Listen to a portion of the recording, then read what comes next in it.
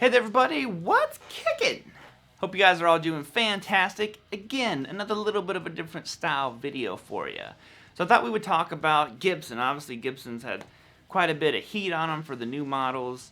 They unfortunately, there's been articles released that they are facing potential bankruptcy and all kinds of stuff going on. No. And real quick, I do want to mention I have no in any way affiliation with Gibson. I own a Gibson, but I don't think anybody at Gibson even knows who in the world I am.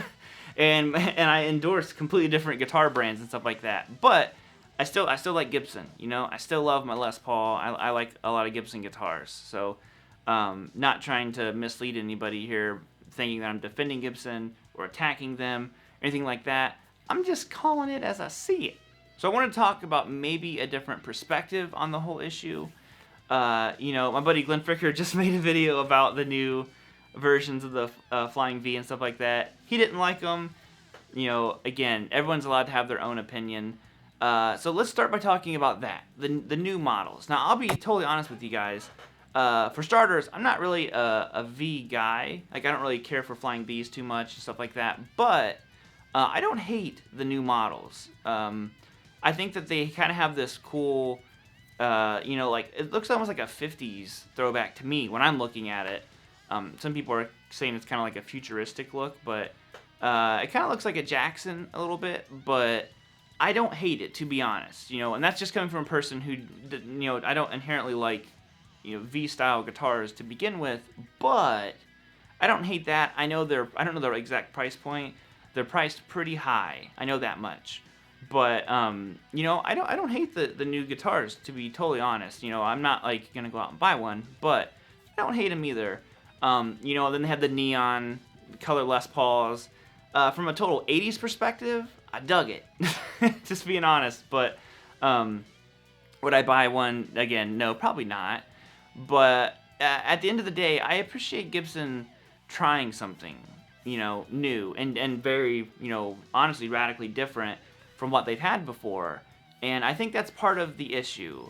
We can sit here and talk about Gibson prices being an issue.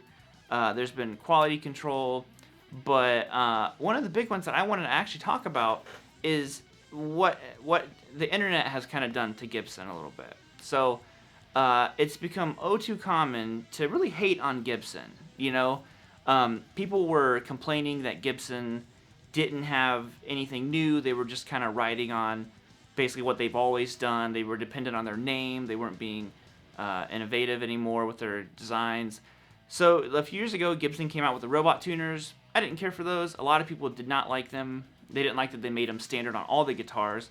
That was a bad move, in my opinion. But one thing I thought they did that was good is they came out with, I wasn't sure, I can't remember the exact model design, but it's like the Deluxe. It was basically like a Les Paul, but they had way more kind of like comfort cuts and access heel. That stuff, I was like, yo, that's great. That's like modernizing the Les Paul a lot. And I thought that was good. It was making an enhancement. And I think that still wasn't received very well, unfortunately. And then obviously they came out with the very bright neon colored guitars, which people again didn't really care for. And then they have the V that they came out with that people, again, didn't care for. Now, I'm not saying you have to like everything a company throws out there and does, but before you hate on it too much, it's kind of, I appreciate what Gibson's trying to do. They're trying something new. Now, they might release 3, model reworks that are total flops, and people will hate them. And the 4th one could knock it out of the park. And that's the thing, as a company, they have to keep kind of like, if you want them to continue to grow, to try new things, to appeal to a new generation of players, then they need to release new stuff like this. And I think that's what Gibson was trying to do, to be honest. And they kind of can't win. People hate on them for not, trying new stuff. When they try new stuff, people hate on them because it's easy to sit there and be like, just release something good. And it's like, if I remember correctly, Les Paul, originally, the original Les Paul was an SG. And Les Paul himself hated it. He thought the guitar was, hideous. He didn't want his name on that. So then it, came along put his name on the Les Paul, which we know But I think the original ones were an SG, if I remember correctly, and he didn't think it, thought it was a hideous guitar. So, you know, we look at these guitars and stuff like that, and we're like, oh, it's awful, Gibson suck, you know, all that kind of stuff. And I'm like, yo, but, you know, Gibson's just trying new stuff. So, yes, you don't have to like it, but, you know, I appreciate that Gibson is willing to rework and adapt. Now, there could be another side to that. I like to think that Gibson's just trying to, you know, innovate, continue to grow as a brand. They are, you know, like I said, facing bankruptcy potentially, and they could be trying to release new models to have banks generate interest that the brand is still evolving and growing and releasing new product and stuff like that. So, you know, that could be an option as well. But at the end of the day, I would hate for a brand like Gibson, who's been around for so long. I own a Gibson. I love Les Pauls. I love Explorers, 335s, all that kind of stuff. I love all those guitars. I would hate for those to go away. I'm sure if worse comes to worse, you know, Gibson will probably find a buyer to buy Gibson, or they'll work out something with the bank. But, you know, it's still a bad situation. And I feel like the internet has more than contributed to it because Gibson kind of couldn't win. Now, on the flippity-flop side of that, I understand Gibson prices are ridiculously high at times. They did jump them up. They did the robot tuner thing. You know, it's kind of a thing that's on all sides. But, you know, I think the first reaction to a lot of people is Gibson did it themselves. And a lot of their decisions I don't think helped them.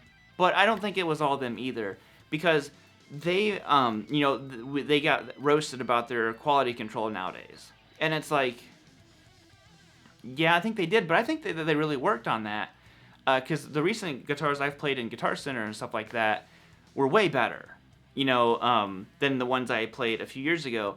And I think the reason why they still get roasted on that is because, you know, I could post a picture of, like, check out these Gibsons, and, you know, and they'll be pristine, you know, 20 likes or something like that. And someone else posts all these awesome Gibsons, 20 likes. But if I posted a picture of a Gibson with a crooked logo on it or messed up binding, you know, thousands of likes, shares, see, told you Gibson was crap. And it's like, that's kind of messed up. So like, they really have a lot working against them. So I think that they're just trying to rebuild. They want to come back stronger than ever. I hope that they do. You know, I like Gibson. I own a Les Paul. I think that they're incredibly iconic and historic. And I guess I'm just gonna quit blabbing. Again, I'm not involved with Gibson. I'm sure no one at Gibson even knows who I am. But just as an iconic rock and roll brand, I thought I'd make a video because, you know, I appreciate the history of Gibson and stuff like that. And I would really hate for a brand like that to go away. So let me know what you guys think. Do you like Gibson? Do you hate them? Don't turn it into a Gibson roast down in the comments. You know, that's not what it's about. But what do you think? You know, can you kind of see my side of it? Or are you just kind of like, no, I don't think it was anyone other than Gibson. You know, everyone's welcome to their own opinion 100%. And we're just going to leave it off like that, guys. So let me know if you dig these kinds of videos. Just kind of chatting with you, talking about what's going on in music. And until next time, I'll see you all later. Peace out, homies. Rock on!